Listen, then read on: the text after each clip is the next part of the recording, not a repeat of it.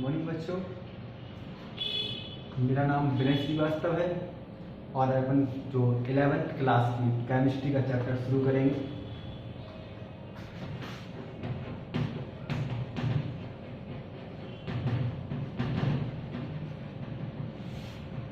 अभी अभी आप 10th पास करके आए हो, नया सब्जेक्ट है केमिस्ट्री। जब आपकी साइंस हुआ करती थी 10th में तो एक ही सब्जेक्ट में, एक ही बुक में आपको कुछ केमिस्ट्री के चैप्टर्स थे, कुछ फिजिक्स के चैप्टर्स थे और कुछ बायो के चैप्टर्स थे।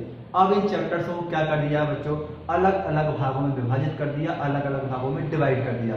तो अब केमिस्ट्री आपकी अलग होगी, फिजिक्स आपकी अलग होगी। यदि मैथ्स लिया है तो मैथ्स से पढ़ना पड़ेगा और बायो लिए है तो आपको बायो पढ़ना पड़ेगा।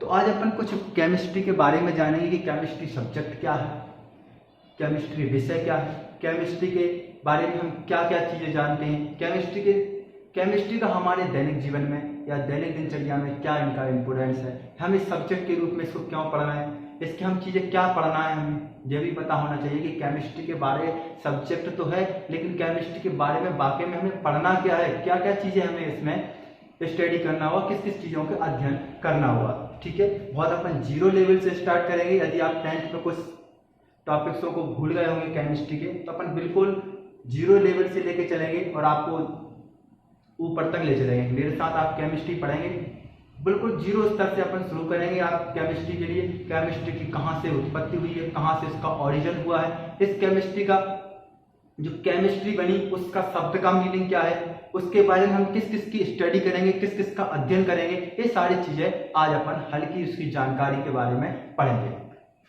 देखिए, जैसे कि ये सब्जेक्ट है अपना केमिस्ट्री।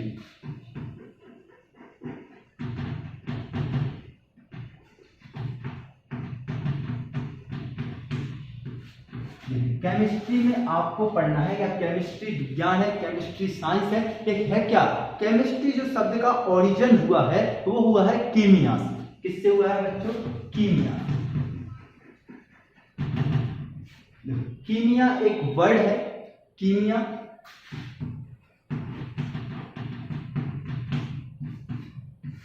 केमिस्ट्री शब्द की ओरिजिन या केमिस्ट्री वर्ड का ओरिजिन या उसका उत्पत्ति किससे हुई है, कीमिया शब्द से हुई है, कीमिया वर्ड से हुई है। अब जैसा कीमिया क्या है, तो कीमिया एक मिस्र में काली मिट्टी को बोलते हैं। मिस्र आपने सुना होगा वर्ल्ड के मैप में, मिस्र में उस मिट्टी के लिए मिट्टी का प्रयोग करते थे उस टाइम के व्यक्ति। तो उस मिट्टी को क्या बोलते थे, काले कलर की मिट्टी थी, ब्लैक कलर की मिट्टी थी, उस मिट्टी को बोलते थे कीमिया। तो उससे निकल के उस मिट्टी में ऐसा क्या था कि कीमिया से केमिस्ट्री बन गई। उसमें कुछ ऐसे एलिमेंट्स थे, उसमें ऐसे कंपाउंड थे, उसमें ऐसे यौगिक थे, ऐसे तत्व थे, इनसे आज हम क्या देखते हैं, इस सारे सब्जेक्ट का क्या हुआ, निर्माण हो गया। इस सब्जेक्ट के हम बारे में आपने प्रोडक्ट टेबल पढ़ी होगी, एलिमेंट्सों के बारे में कभी सुना होगा आपने, आयरन, ऑक्सीजन, हाइड्रोजन, ये सब चीज एलिमेंट्स जो है वो सब कहां से निकल के आए, इसी मिट्टी से निकल के आए और इससे क्या जन्म दे दिया, इस केमिस्ट्री जैसे सब्जेक्ट को जन्म दे दिया। जी आपको इतना रखना है ध्यान की केमिस्ट्री शब्द का ओरिजिन है या केमिस्ट्री शब्द की जो उत्पत्ति हुई है वो कीमिया वर्ड से हुई है। यहां तक क्लियर है, किससे हुई है, कीमिया वर्ड से। कीमिया कहाँ का है जी, अपनी लैंग्वेज का वर्ड तो नहीं है। जितनी भी आप साइंस पढ़ेंगे, बायो पढ़ेंगे, फिजिक्स पढ़ेंगे, सब किसके शब्द है, लैटिन लैंग्वेज की वर्ड है। लैटिन मतलब यूरोप के। तो चेरी कहां से, कीमिया वर्ड मिस्र का है। ठीक है, मिस्र या लैटिन लैंग्वेज का वर्ड है कीमिया। इससे इसकी उत्पत्ति हुई किस सब्जेक्ट की, अपनी केमिस्ट्री जैसे सब्जेक्ट से। अब हमें केमिस्ट्री की डेफिनेशन बनाते हैं कि केमिस्ट्री में हमें क्या पढ़ना है। देखो, केमिस्ट्री की यदि अपन डेफिनेशन जाने तो केमिस्ट्री जो होती है, रसायन जो होती है, एटम्स एंड मॉलिक्यूल्स का क्या है, पूरा सब्जेक्ट है। एटम्स और मॉलिक्यूल्स के बारे में पढ़ना, उनके स्टडी करना, उसके स्ट्रक्चर्स को पढ़ना है अपने लिए, इसमें उनकी संरचना के बारे में पढ़ना है। मतलब रासायन विज्ञान वह विज्ञान है जिसमें अणु और परमाणुओं का अध्ययन करना है। अणु परमाणु की संरचना के बारे में, उनकी क्रिया विधियों के बारे में, उस किस प्रकार से क्रिया करते, उसमें क्या क्या पार्टिकल्स हैं, ये सब अपन इस केमिस्ट्री में पढ़ेंगे। तो क्या निकल के आया, एक शब्द में आंसर निकल के आया अपने सामने कि केमिस्ट्री में हमें, और भी अपन डेफिनेशन बनाएंगे कि केमिस्ट्री होती क्या है, लेकिन अपन पहले यदि एक शब्द में इसका आंसर जानना चाहें तो ऐसे सब इसमें हमें ये सब्जेक्टों को पढ़े, चीज को पढ़ना है जो एटम्स और मॉलिक्यूल्स के क्या, तो उसके स्ट्रक्चर्स के बारे में पढ़ेंगे और एटम्स मॉलिक्यूल्स के विज्ञान को क्या बोलते हैं, अणु और परमाणु के विज्ञान को ही क्या बोलते हैं अपन, केमिस्ट्री।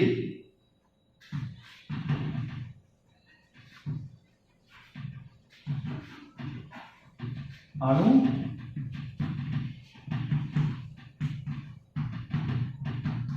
आपने पढ़े होंगे अणु और परमाणु, इनको ही अपन पार्टिकल से देखेंगे। परमाणु को तोड़ा गया है, जॉन डॉल्टन का एटॉमिक थ्योरी, इसकी बारे चर्चा करेंगे। अभी अपन क्या पढ़ रहे हैं, बिल्कुल बेसिक से उठा रहे हैं केमिस्ट्री के लिए कि आपको समझने में बहुत ही आसानी हो। तो हमें ऐसे सब्जेक्ट के केमिस्ट्री के बारे में हमें ये भी पता चल गया कि कीमिया वर्ड से हुई है, ये भी बात क्लियर है। क्या पढ़ना है, एटम मॉलिक्यूल्स के स्ट्रक्चर्स पढ़ना है या उनकी क्रियाओं के बारे में पढ़ना है, उनकी रिएक्शंसों के बारे में पढ़ना है, ये भी बात क्लियर है। इस सब्जेक्ट में हमें पढ़ना। तो भाई इसका कोई फादर तो होगा, जैसे कि आप बायोलॉजी के फादर्स की बात करें अरस्तु है, ऐसे ही इसे फादर कहा जाता है केमिस्ट्री के लिए लेवोजियर के लिए। फादर किसे कहा जाता है केमिस्ट्री का?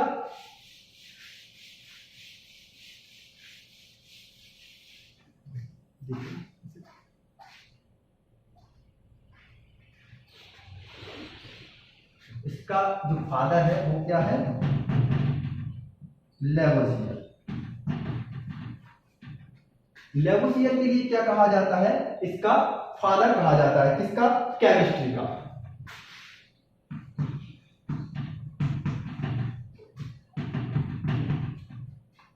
लेवोजियर जो है वो क्या है? फादर है।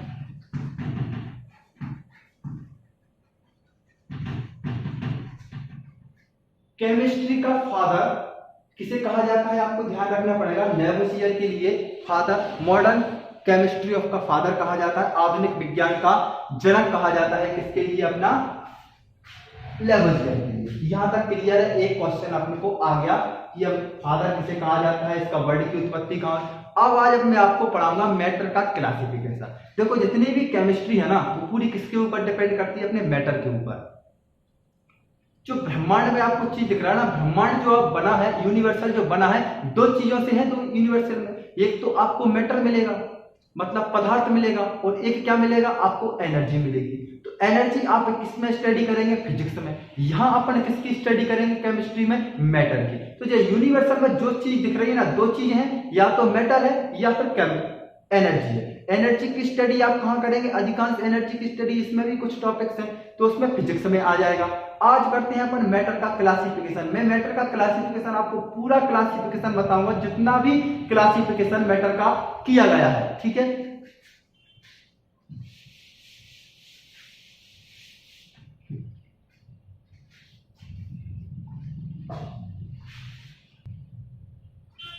तो क्या टॉपिक है अपना? Classification of matter.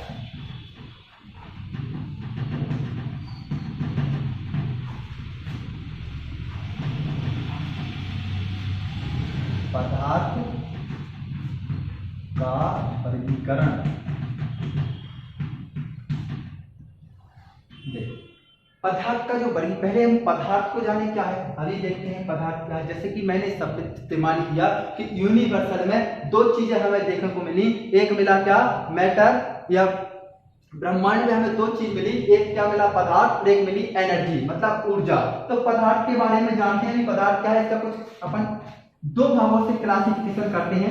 देखो क्लासिफिकेशन एक किया जाएगा केमिस्ट्री में फिजिकल बेस के आधार पर, एक किया जाएगा केमिकल बेस के आधार पर। एक भौतिक संरचना के आधार पर, एक आंतरिक संरचना, एक रासायनिक संरचना के आधार पर, या रासायनिक क्रियाओं के आधार पर कह सकते हैं। पहले अपन किसके कर लेते हैं?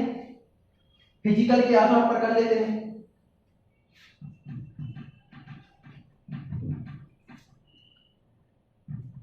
और एक कर लेते हैं केमिकल क्लासिफिकेशन।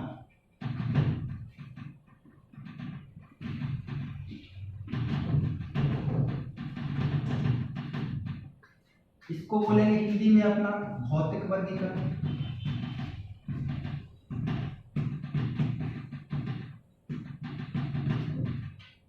इसको बोलेंगे अपन रासायनिक वर्गीकरण।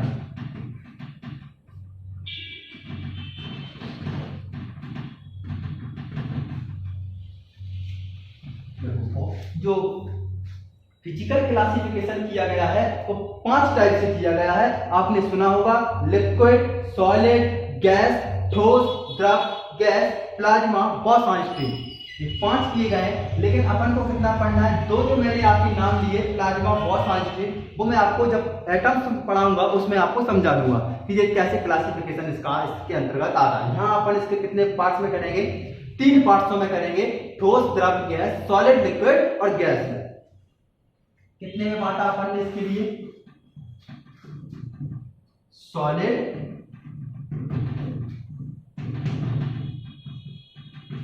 लिक्विड और गैस। ठोस, द्रव और गैस। ठीक है, अब बात ये अपनी ये है कि पदार्थ क्या होता है। देखो, ब्रह्मांड में वो सभी चीज पदार्थ हैं, यूनिवर्सल में जो चीजें, वो सभी मैटर वस्तुएं हैं, इनका क्या हो? कुछ आकार हो, आयतन हो और कुछ जगह घेरती हो, वो क्या है? सब पदार्थ है। क्लियर?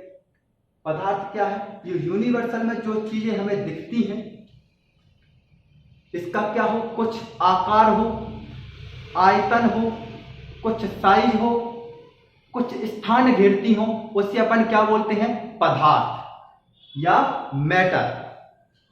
मतलब वॉल्यूम हो कुछ उसका,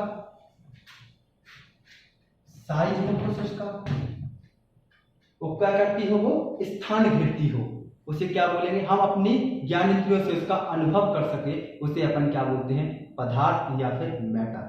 क्लियर है? अब बात कर लेते हैं इसका फिजिकल क्लासिफिकेशन पर। सॉलिड, लिक्विड और गैस। सॉलिड की बात करते हैं। देखो, सॉलिड को आपने सबने देखे होंगे, ये क्या है? Calcium carbonate. इसको अपन बोलते हैं बच्चों चौक है, लेकिन इसको केमिस्ट्री में क्या बोलते हैं अपन? Calcium carbonate. तो एक मैंने बोला कि जी क्या है? ठोस है, सॉलिड है। तो सॉलिड में क्या क्या प्रॉपर्टी होंगी? इसका देखो, इसकी डेफिनेशन बना है सॉलिड की, तो ठोस पदार्थ की वह अवस्था है जिसका क्या हो? निश्चित आकार हो, जिसका निश्चित आकृति हो। आप क्या करते हैं? देखो, matter, state of matter, solid की बात करते हैं। State of matter, definite volume and definite size. इसका आकार भी निश्चित होना चाहिए और आकृति भी निश्चित होना चाहिए, उसे क्या बोलते हैं अपन? सॉलिड। पहले कर लेते हैं वॉल्यूम की बात। कैसा है इसमें? डेफिनेटेड है। ठीक है, मतलब आयतन,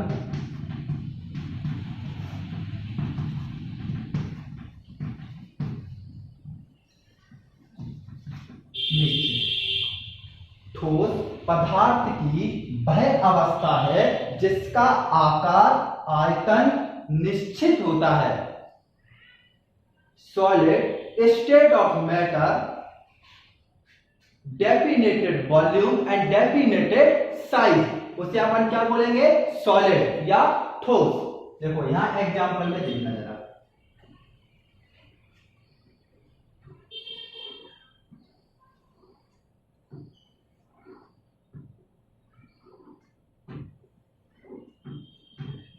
ये कुछ मैंने क्या बनाया है?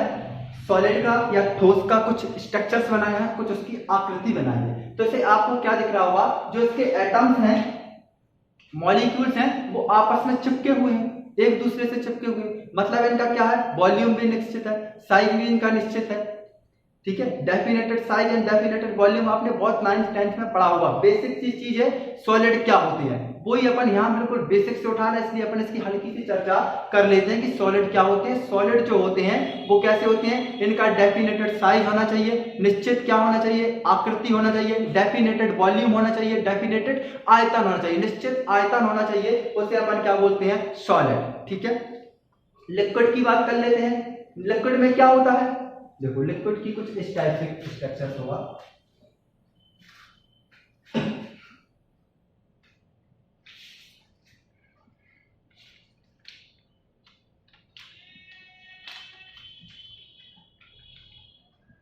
लिक्विड का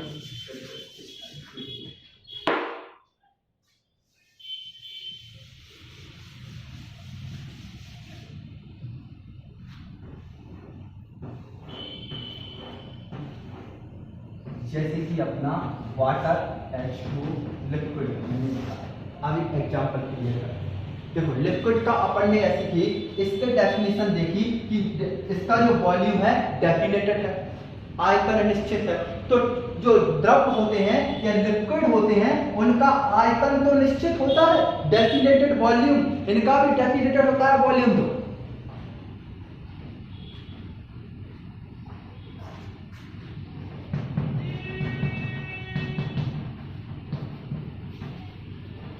तो आयतन तो निश्चित होता है, लेकिन साइज निश्चित नहीं होता, डेफिनेटेड साइज नहीं होता। डेफिनेटेड साइज नहीं है इसका मतलब क्या है, इसकी आकृति निश्चित नहीं है। जैसे कि अभी मैं आपसे कहूं कि 1 लीटर पानी है, 1 लीटर क्या है, वाटर है।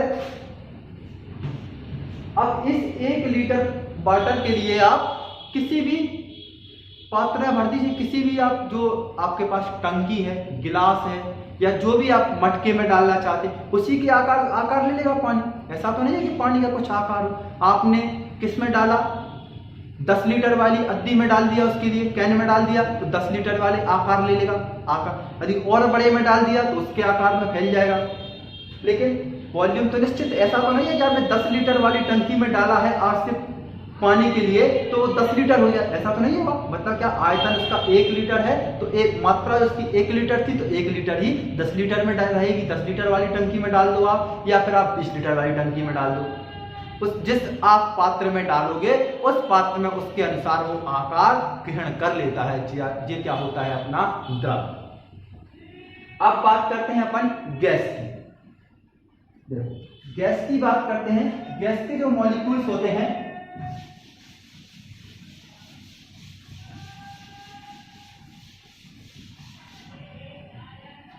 कुछ इस टाइप से,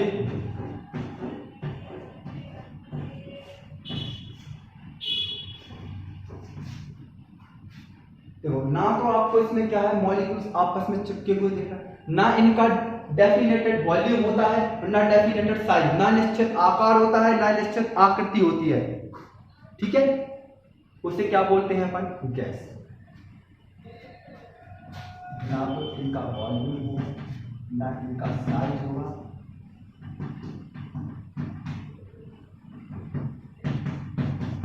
निश्चित नहीं है, उसे अपन बोलते हैं गैस।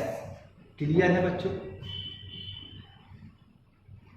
जो मैंने आपको पढ़ाया आज फिजिकल क्लासिफिकेशन, भौतिक वर्गीकरण मैटर का, मैटर के बारे में भी जान लिया अपन ने, गैसों के बारे में जान लिया, लिक्विड के बारे में जान लिया और सॉलिड के बारे में जान लिया।